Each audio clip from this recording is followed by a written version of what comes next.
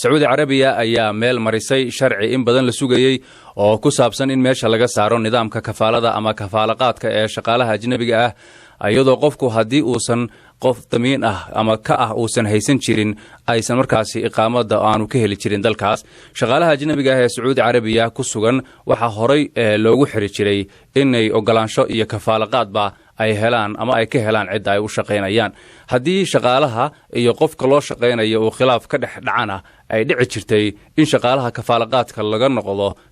lagala noqdo aan idhaahde taasina ay keento in qofkaasi aanu ka shaqaysan karin gudaha dalka sacuudiga haddaba nidaamka kafaalada iyo waxa uu yahay iyo sida uu u saamayn jiray shaqaalaha iyo sidoo kale waxaa xilligan ku soo beegay in sacuudiga uu haatan nidaamkaasi wax ka bedelo ayaan ka waraystay dr axmed sheekh maxamed axmed tiir oo ka faalooda arrimaha carabta iyo caalamka islaamka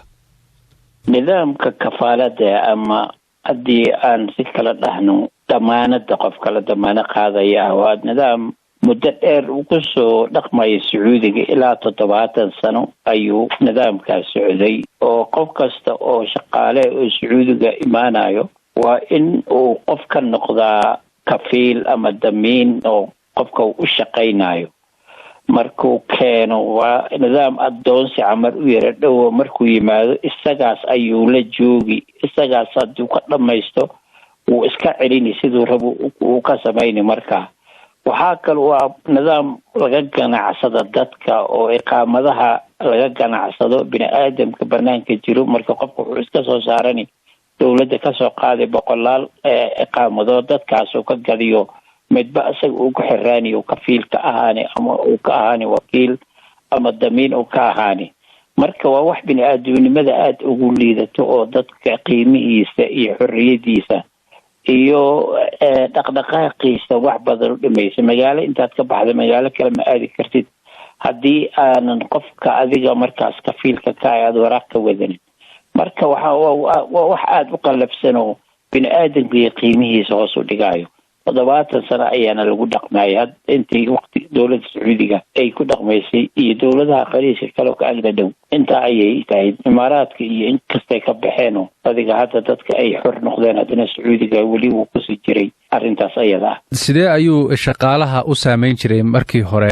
arrinkan kafaalada ama damiinka qofka lagu xirayo dhowr shay oo ugu daran ayaa jirto horta dhaqdhaqaaqa shaqaalaha aad buu u xiri jiro hadduu qofku keeno shaqo asaga inuu ku wareejiyo ma ogyahay meel kale shaqo ma aadi karin oo qaanuunka kuma ogolayn magaalo kale ma aadi karin tan kale waxaa waaye markaad baxayso ood waddankaadii aadayso waxay dhahaan khuruuj cawdada waa inuu asaga ku siiyo raalli kaa yahay markaas kadib aad bixi kartaa soo noqon kartaa waddanka markaad ka bixiyood ka tegi haddii shaqada kaa dhammaato waa inuu asaga ku fasaxaayo ku diraa asagaa ku diraayo marka waxay aad mushkilo ugu jirtay marka dadka shaqaalaha ah mushaaraadkooda iyo xuquuqdoodana aaday ugu tumanayo qofka uu ka diidi jiray hadduu rabo xataa mushaarka waxaa mushkilo ahayd oo caqdiga ama contractiga u dhexaysa qofka iyo qofka asaga keensado iskalena wax aad u cad ma ahayn marka dhibkaa badan ayaa marka suuqa shaqada ka jiri jiray iyo khilaafaadkaas aad u badano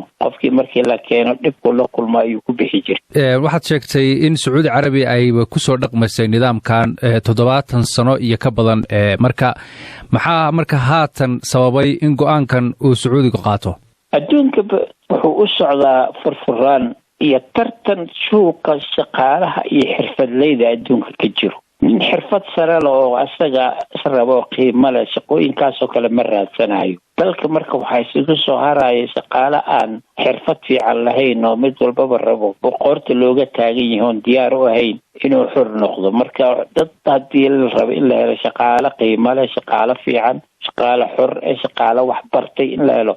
waa in waxa nooca adoonsiga camal in laga moodo waayo waxaa kusoo hari doona arrintaas ayada oo hataa usii jiri doono ilaa iyo 5 shaqo ayaa sidii loo usii socon doono waa darwaliinta khaaska ee sidii bay u shaqayn doonaan oo kafiil baa laga noqon doonaa waardiyaasha sidii oo kale ayagana kafiil baa laga noqon doonaa kuwa xoolaha u raaco sacuudiga xoolaha loo raacayo dad intay keenan baadiye xoolaha u raaca iyagana sidii bay ahaan doonaan haweenka guryaha ka shaqeeya iyo ragga guryaha ka shaqeeya oo nooc 4 ayagana sidii bay ahaan doonaan iyo beeraha kuwa u falo banaanka intay ka keenaan beerahooda ka shaqeeya marka shantaas shaqaba sidii hore unbay sii ahaan doonaan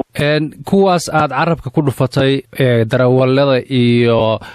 jaariyadaha guryaha ka shaqeeya iyo kuwaasi maxaa marba haddii la dabciyey nidaamkii looga reeba ayaga waa kolka horeba nin baa iska lahaa malayna waxyaalo badanay ilaalinayeen u dhowdahay oo ninka darawalka nin baa iskale gabadha guriga ka shaqaynay iyadana wax oo xirfad laba oo waa reer baa keensaday reerka inay ka tagto unbay diidayaan waa nooc min alcubuudiyo adoonsi yani oo kuwaas markaa waxay u leeyihiin qaabiliyi in la adoonsado dad xirfad leeya maaha dr axmed sheekh maxamed axmed tiir oo ka faallooda arrimaha carabta iyo caalamka islaamka ayuu ahaa khadka telefoonka ayuu igu warramay